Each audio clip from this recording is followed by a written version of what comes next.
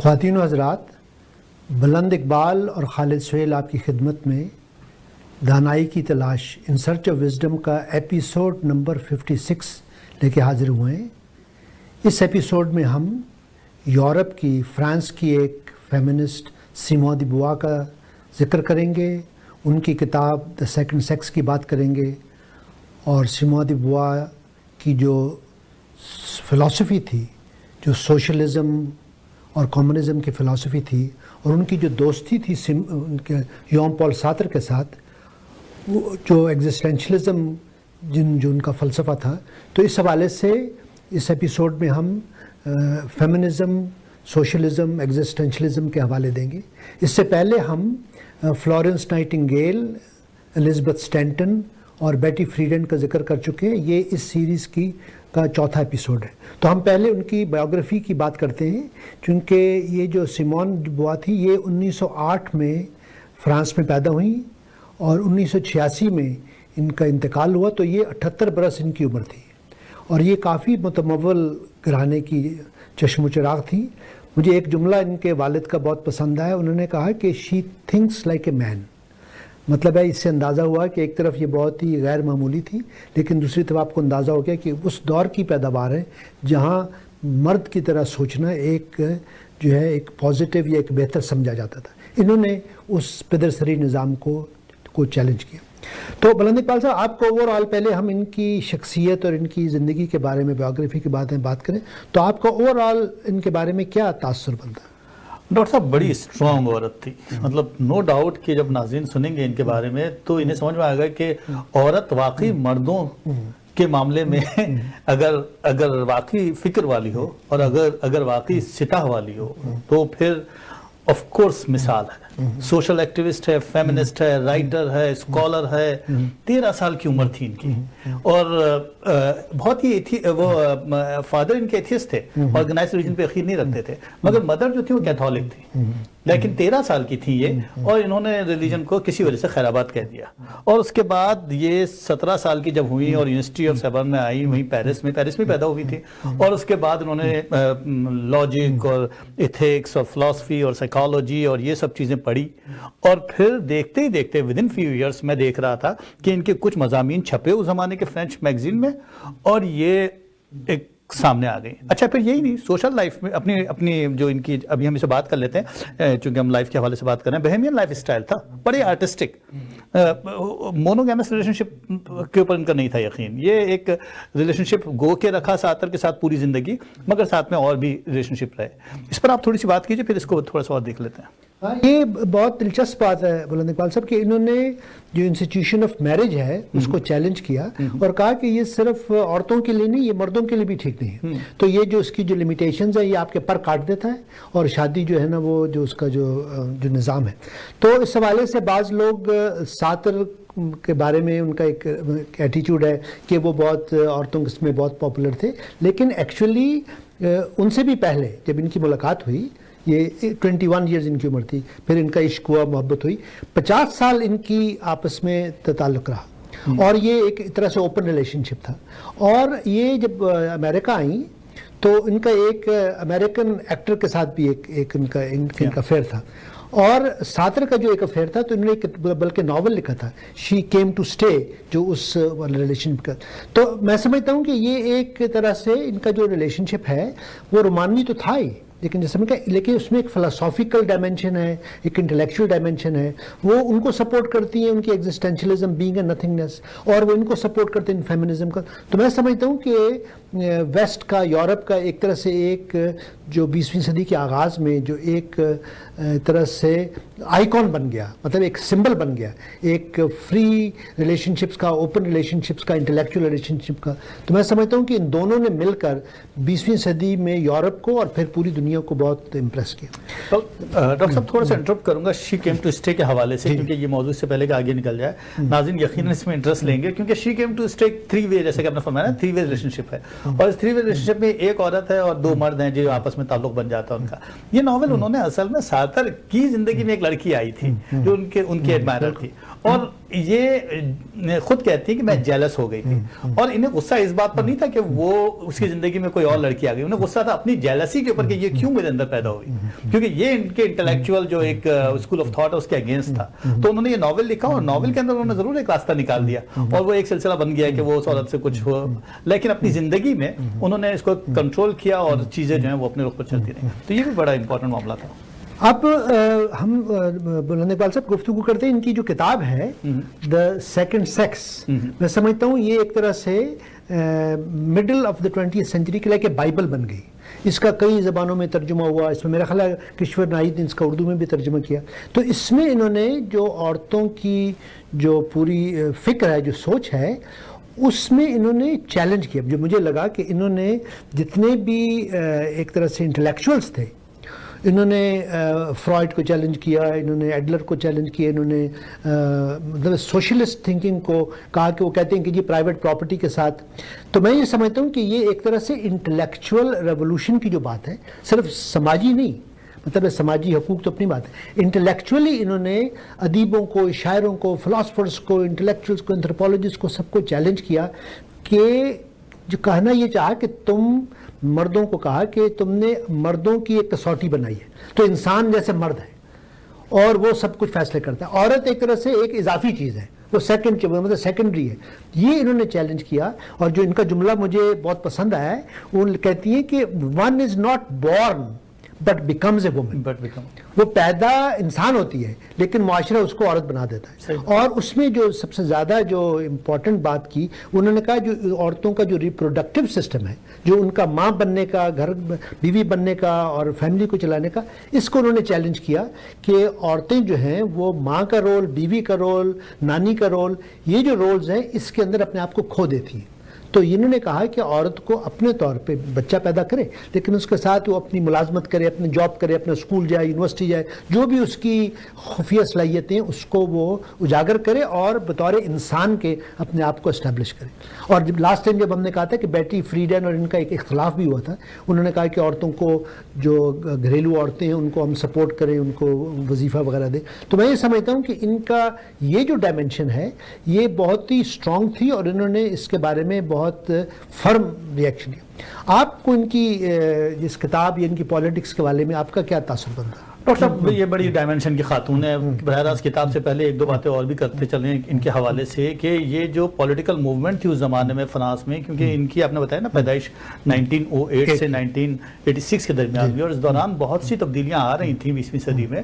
مگر خود فرانس میں جو الجیریا کے حوالے سے، یا پھر فرانس میں 1968 میں جو اسٹوڈنٹس کا ریولٹ آیا تھا، یا پھر سوویت یونین نے جس طرح سے ہنگری کے اوپر کنٹرول کرنے کی کوشش کی تھی، یا پھر امریکہ کی ویتنام وار آئی تھی، یہ کئی ایک چیزوں میں یہ بھی اور سارتر بھی براہ راست انوالو تھے. یہ الگ بات ہے کمیونسٹ پارٹی میں شامل نہیں ہوئے، مگر ان کے اختلافات تھے کیپٹلسٹ فکر سے، اور کمیونزم کی طرف ان کی ایک نظر تھی. شاید یہی وہ ویو ہے جو کتاب میں بھی آخر میں شامل ہوا کہ کس طریقے سے کنکلوژن کی طرف ہم جا سکتے ہیں، جس پر ہم بعد میں بات کریں گے تاکہ ناظرین سمجھ میں آئے کہ صرف یہی نہیں کیا انہوں نے بلکہ ایک کنکلوزیو رائے بھی دی. یہ کتاب جو ہے اپنے طور پر بہت بڑی کتاب ہے، اس لیے کہ جیسا کہ آپ نے فرمایا کہ کئی فلاسفرز کو نہ صرف چیلنج کیا اور ان کی رائے کو آگے بڑھایا، بلکہ دوسری طرف میں دیکھ رہا تھا کہ کتاب بھی 2 والیوم میں ہے. پہلے والیوم کا جو 3 حصے ہیں اس میں انہوں نے عورت کو ایز اے میتھ جو کریٹ کیا گیا اس کو چیلنج کیا، اور وہ پورا from the beginning like hysterical لے کر چلی ہیں. بایولوجیکل فنومنا جیسے کہ اسپرمیٹوجینیسس، اووجینیسس سے پورا بایولوجیکل فنومنا چلتا چلا گیا. انسیکٹس میں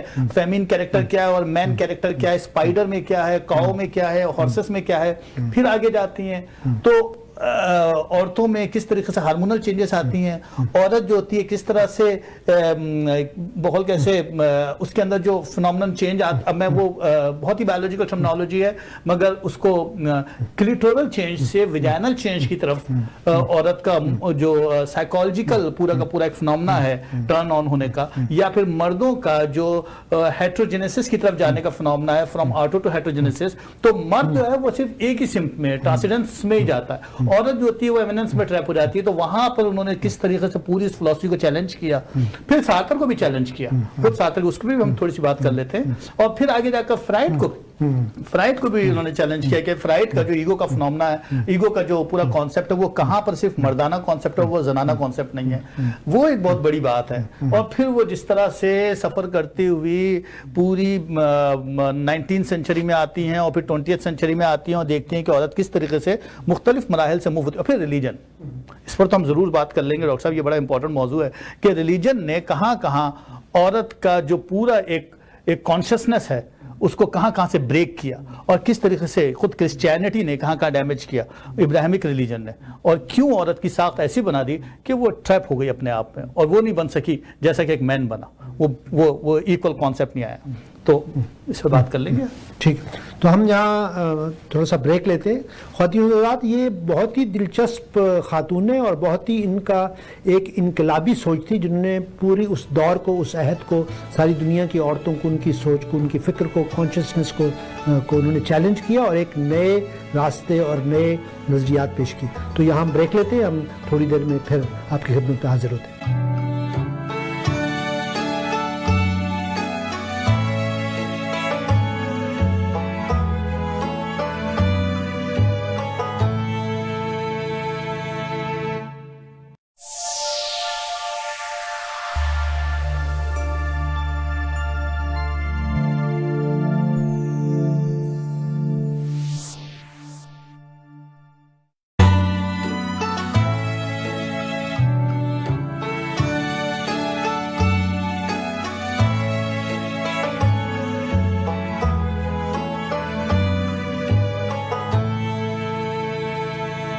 ख़वातीन व हज़रात, हम आपके सामने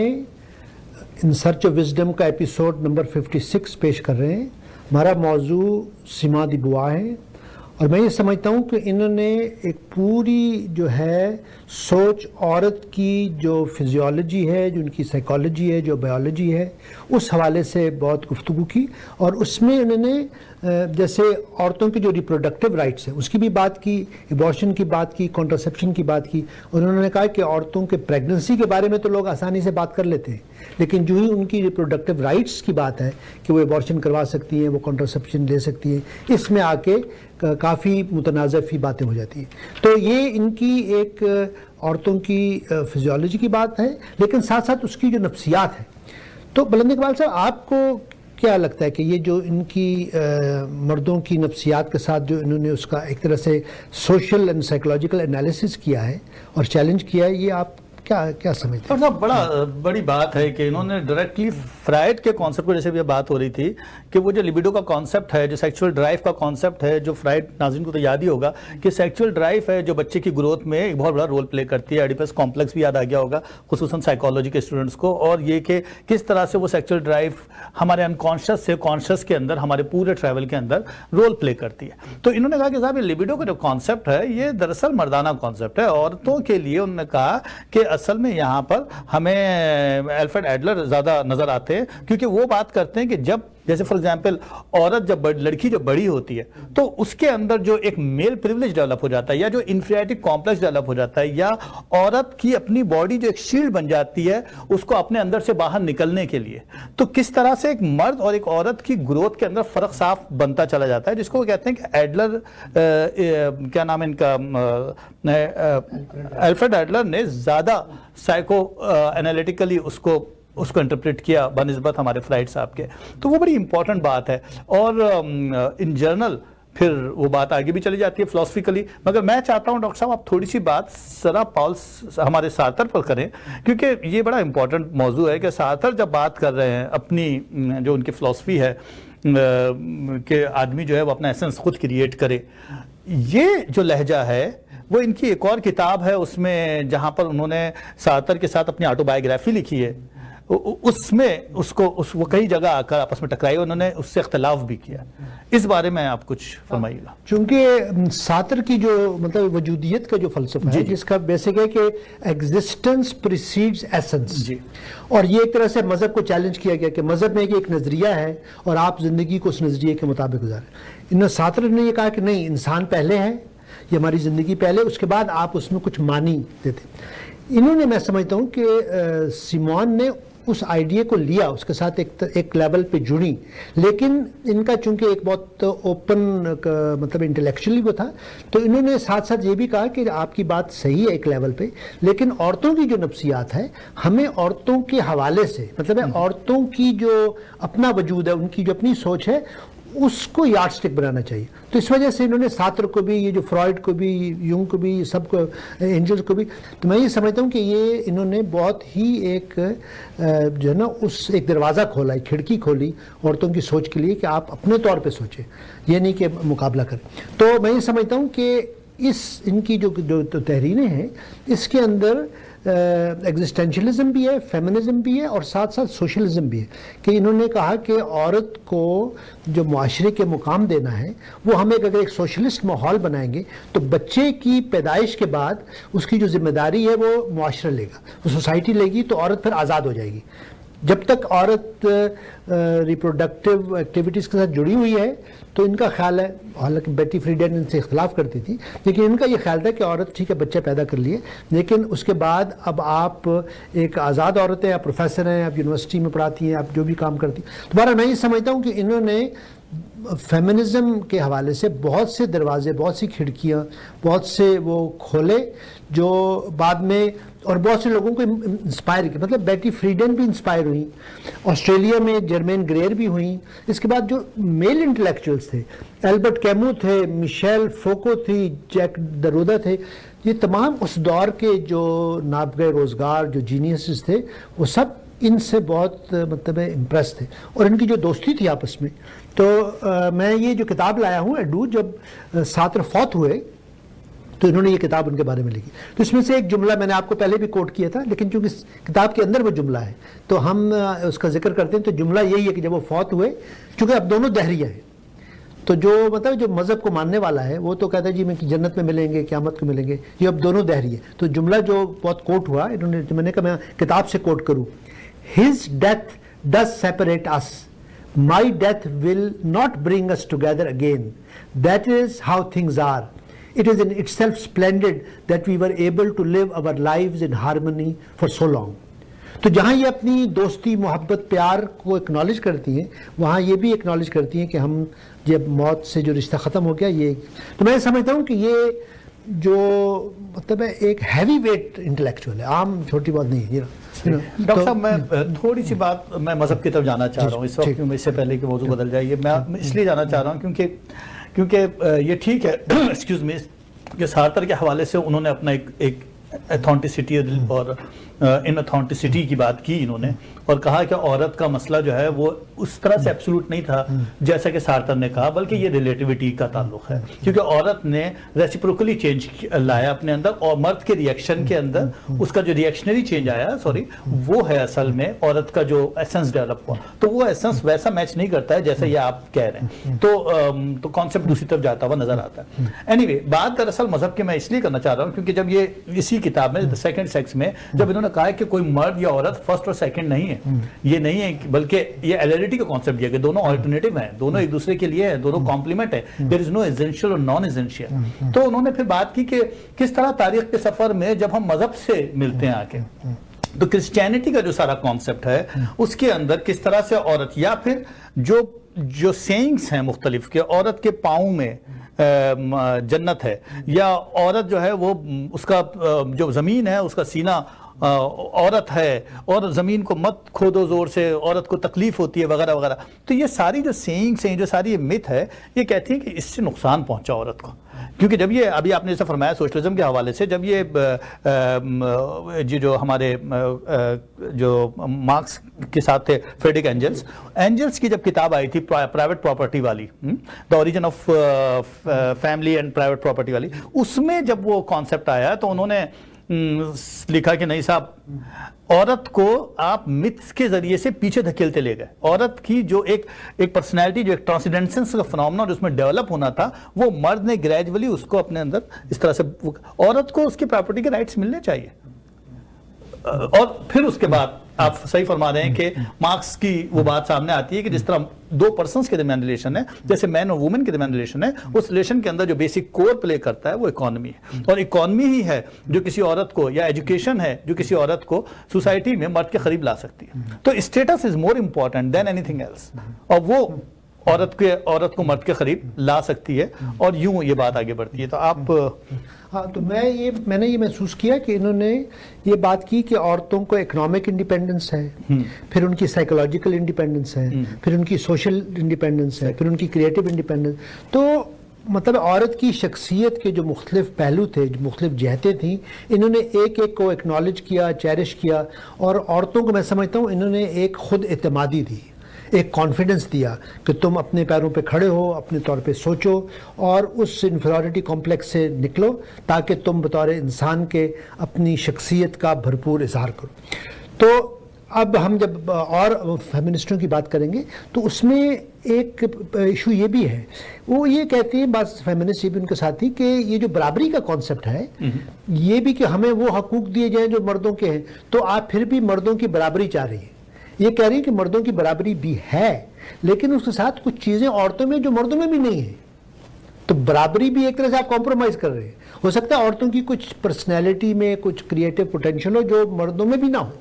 تو ہمیں عورتوں کی شخصیت کا بھرپور اظہار جو ہے نا وہ مقصود ہے، تاکہ وہ بطور انسان کے اپنی جو بھی ان کی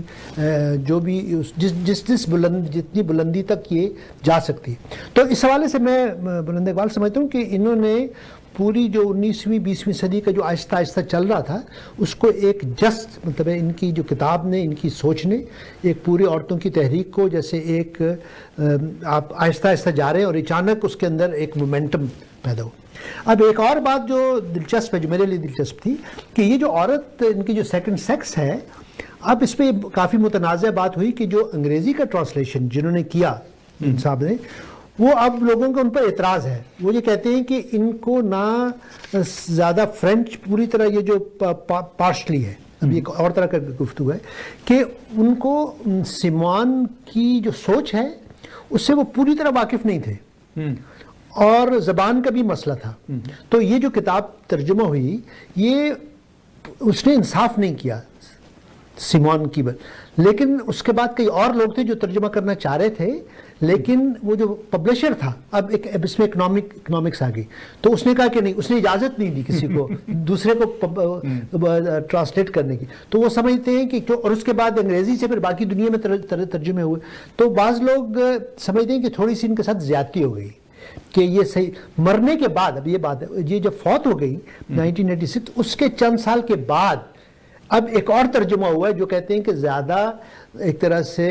لائل یا فیتھفل ہے. تو بہرحال یہ ایک سائیڈ ایشو ہے، لیکن میں سمجھتا ہوں کہ جب اس طرح کی کتابیں ہیں تو اس میں اس طرح کے ایشوز آتے ہیں. تو بہرحال میں یہ سمجھتا ہوں کہ یہ تو آخری بات بلند اقبال صاحب میں یہ کہنا چاہتا ہوں، انہوں نے ایک اور ایشو لیا جس کو یہ سروس کی بات کرتی ہے، کہ دو سروسز ہیں. عورت جو رول ہے گھر میں، ایک کو لکھتی ہے کہ بیڈ سروس، وہ سمجھتی ہے کہ میں نے مرد کی جو ایک طرح سے رومانوی ضروریات کو پورا کرنا ہے، اور دوسرا ہاؤس ورک سروس. تو ایک رومانوی سروس ہے اور ایک بچوں کی خدمت ہے. تو یہ کہہ رہی ہیں کہ ان دو سروسز نے عورت کی جو شخصیت ہے اس کو متاثر کیا ہے، اور ان کی خواہش یہ ہے کہ عورت اپنے طور پہ سوچے، اپنے طور پہ سمجھے، اور اپنی شخصیت کو انفرادی اور اجتماعی طور پہ آگے بڑھائے. تو بہرحال یہاں ہم یہ گفتگو تو بہت لمبی ہو سکتی ہے، ہم یہاں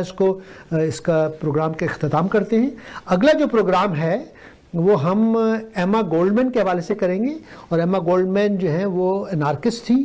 تو ہم پھر سوشلزم سے بات انارکزم پہ اور ایما گولڈمین میں، اور امریکہ اور رشیا اور یورپ میں ان کی کیا آؤ بھگت ہوئی اور ان کو کیا پذیرائی ملی. تو خواتین حضرات، یہاں ہم آج کا پروگرام ختم کرتے ہیں، اور یہ بہت ہی دلچسپ شخصیت کے بارے میں ہم بات کر رہے ہیں. اور آپ کو اندازہ ہوگا کہ آہستہ آہستہ یہ جو فیمنزم سیریز جو ہم کر رہے ہیں، اس کے اندر بہت ہی دلچسپ اور بہت ہی معنی خیز، بہت ہی انٹلیکچولی اسٹیمولیٹنگ